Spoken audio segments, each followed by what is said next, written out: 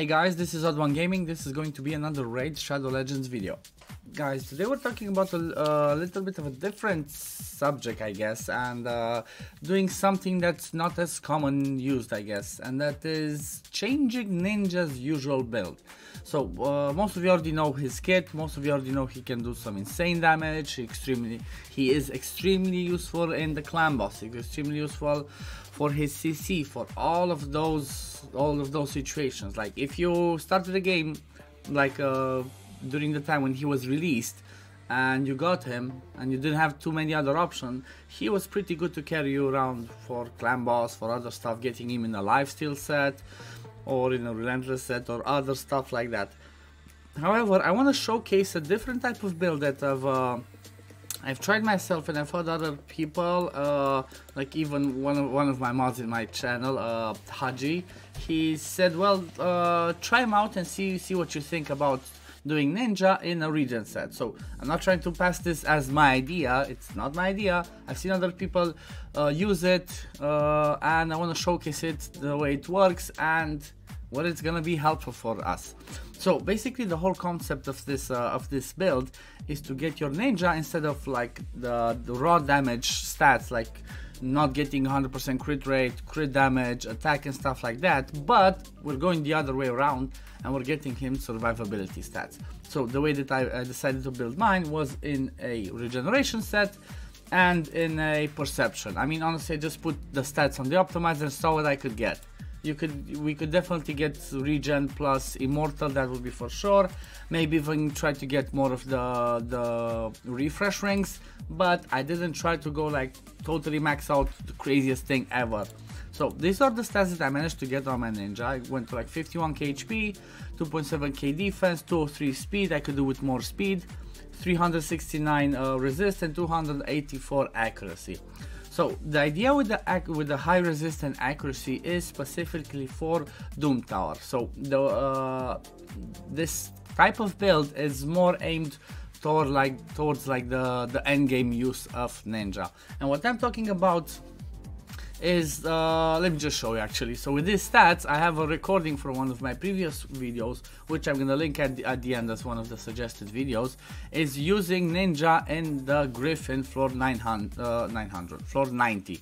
So this is the previous video. You're gonna see I'm hiding there in the back. I'm hiding there in the back. So this is basically the team, and you see the time it takes, 1:26. So let's just skip through. You see this one's going like pretty quick. Obviously got people to nuke stuff down and all that. He has a good core alongside him, but if you notice, we have Tomb Lord in the lead as well. That gives us that 70 or 80. Damn, I don't remember my favorite champion's aura. So 70 or 80 accuracy in Doom Tower. So basically that's the reason why I have Ninja at only 280, because we know for like the later stages of the Doom Tower bosses, we need 350 accuracy and resist to be able to resist and land our debuff. So that's why I built him in such a way that I can get some other good staffs by compensating with the aura. But the whole idea about this team is that it basically revolves around Ninja being kind of the main damage dealer at the end. So if most of my people would die here, Ninja would still be able to do it on his own. First of all, because he's strong affinity, and second of all, because of the regen set and him rotating back to his skills. I didn't honestly min-max this build. Like, in order for me to use this one, I should have reset his masteries, which I'm gonna show after this, and maybe gotten him into Eagle Eye or into the resistance mastery. But the whole idea is, if we go through this, we saw the waves we killed with Tranda and Solace and all that. But look at Ninja's damage. His damage for the boss is insane. 1.8 million damage. That's most of the damage he did at the boss, not necessarily at the wave. Everybody else is whatever. So let's just close this one for now and check Ninja's masteries. So the masteries that I'm using on him are, let me move myself out of the way, are the masteries that I used for him when I used Ninja in the Bat Eater. Obviously defense, life drinker and War Master. He still works for me in that. However, if you do not if you feel that is not reliable enough for you, or if you cannot hit these stats, you can always take the masteries from the support defense tree. You can come down pinpoint accuracy, you can take charge focus, swarm smiter, you can get arcane celerity because it's gonna have the decreased defense and the HP burns in there. Let me move myself here. Evil Eye could be a good one, or Lord of Steel or Cycle of Magic to get back to his A2. Master Hexer to extend, Sniper. So all the usual support type masteries is what you could prefer or you would like to get on him, and then finish with either Eagle Eye, or if you go that way and then come down the defense tree, you could finish with Unshakable in order to hit those stats. So the main ones are like 350 accuracy, 350 resist, or lower 70, 80 accuracy or resist, depending on where you're going to run him and with who as a lead. So this is like sort of an overall idea. I didn't change this specifically, even though I would have had it. I'm keeping this like this for now because if I'm going to test some other stuff with Ninja, I don't want to constantly waste 150 gems because, you know, gems cost a lot. So the Doom Tower hardest is the main focus where he is extremely good. Like I said, he's good for the Griffin. He's good for like Iragoth. I didn't do a recording for that, but he can dish out a lot of damage. It's all down to his hail burn. Exploding those HP burns when on bosses makes for insane amount of damage. Who else? So Iragoth, Griffin. I'm quite sure there could be some random stuff you could do with him in the Scarab if you had the Blood Shield ring. But at the same time, let me show you how good he can do in Dragon 25. Remember, he's gonna be wrong affinity. So it's my Corsair team that is gonna get us through the waves, and then Ninja's gonna be the one that will deal with the last part, with the boss part itself. The whole idea about the boss part for him is, okay, he is gonna be wrong affinity. He might take some crits, but because of the regen, he will heal back up. At the same time, in my case, because of the Life Drinker and the War Master, if he goes under 50%, he can heal himself. However, one thing that helps a lot with his own survivability is the fact that whenever he does the hail burn, he puts up Perfect Veil. So when you put off Perfect Veil on your champions, you received, I think it's 15 or 25%, but I think it's 15% less damage from AoEs. And what does the dragon have? Only AoE hits. So as you saw, we took some big smacks, we took a crit, only 25k, because we were under the Perfect Veil. See, he keeps rotating back to his skills. Look, another crit, 21k. So for a crit hit to get that little damage, it's insane. And look at the time, guys, 56 seconds. So if we had a way to get everybody else to, like, if I would build my champion so everybody else would die and just have Ninja in there, I could do Dragon 25 in 50 seconds just like that, or even lower. So imagine the possibilities, guys. This is pretty insane. And his damage, even though you saw we don't have that much build, like obviously Seer has more because she nuked the waves, but his damage at the end was insane.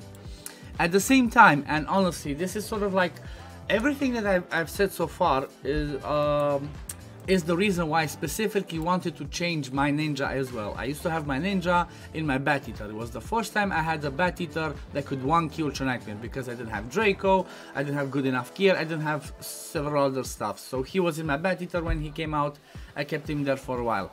However, in the meantime, I got other champions, my gear got better, I'm using either the Mythfu or I'm using the Bat Eater with Draco, so I said, okay, let's get Ninja out of there, because with the release of the new content, with the new Doom Tower bosses and all that, he's better used in different areas. So I showed the Doom Tower bosses, I showed you how you can use him in Dragon, but at the same time, think about the latest release and the most annoying one. The Hydra. The Hydra. So we know the Hydra is the most annoying and the hardest content in the game. Most of us, honestly, we would not like... How can I say this? I guess 95% of people will not go for Nightmare or maybe even Brutal because it's extremely hard and it's really annoying, and you know, it's crazy champions or stats or rotations or crazy good RNG that you need. So for most people that would want to use him for normal, hard, or let's say maybe even Brutal, I'm 100% sure that in the same build, in the regen build that makes him survive, not as easy, and have the resist to resist most of the heads, you could use him for Hydra. Him exploding those HP burns can actually dish out some insane damage. The best way you would do that for him is you'd keep him in the regen build, try to get him with maybe like 2 or 3 or as many as possible refresh accessories, and pair him with an AoE HP burner. Somebody like a Mordecai, or like a Drexler that gets hit, or like an ACOS, Tyrant, Elder Scar. There's several options. So if you pair him with somebody else that's like an AoE HP burn placer, he comes, he explodes all of them because you already have it placed, so you don't have to worry that, oh, there might be weak affinity. He explodes all of them and he will dish out a lot of damage, because remember, every time an HP burn ticks, every single mob, champion, whatever, call it as you want, or in this case head, takes damage from that one tick. So when he explodes 1, 2, 3 of them, that's like 3 times 4 the damage. He can dish out some really good damage, like he can do a few hundreds, thousands, and with coming with the A3 and refreshing his A2, he does some more damage. So this is it for the video, guys. I'm not gonna ramble too much on, but this is my I guess this is what I believe Ninja should look like in the end game. I agree with the builds I've heard other end game people do, and this is what I would suggest. If you get to the end game, if you have other options for your clan boss team or other areas to use other champions instead of Ninja in a Relentless or Lifesteal, do that, and then get your Ninja out and put him in a regen set and take him to kill some bosses, because that's his specialty. Anyway, I will leave it here for today, guys. Thank you for watching. Don't forget to like and subscribe if you enjoy my content, and I will see you all in the next video. Peace, love you all, and take care, guys. Goodbye.